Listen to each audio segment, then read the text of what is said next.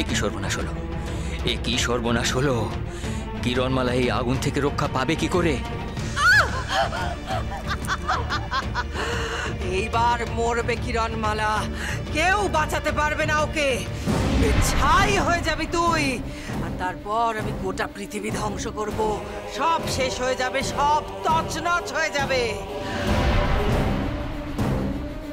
এবার শুধু ওই দৈত্য প্রহরীর কাছ থেকে পৃথিবী ধ্বংসের রহস্য আমাকে জেনে নিতে হবে, ব্যাস।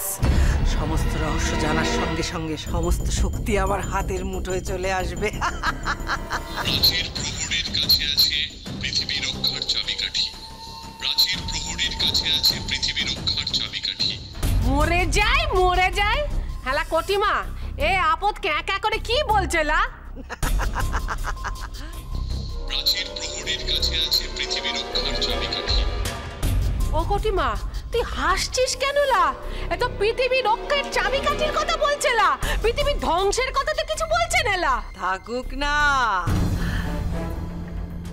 তুমা, পৃথিবী রক্ষার চাবিকাঠি যদি আমার হাতে থাকে, তাহলে আর কেউ যে পৃথিবীকে রক্ষা করতে পারবে না সে কথাটা ভাবো।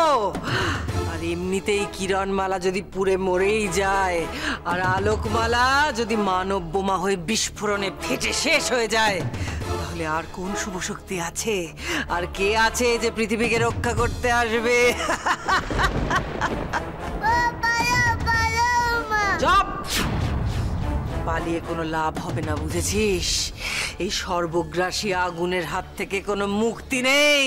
শোন, তোর মায়ের মৃত্যু এসে গেছে, আর তুই তোর চোখের সামনে দেখবি কেমন সুন্দর করে তোর মা পুড়ে ঝলসে ছাই হয়ে যায়।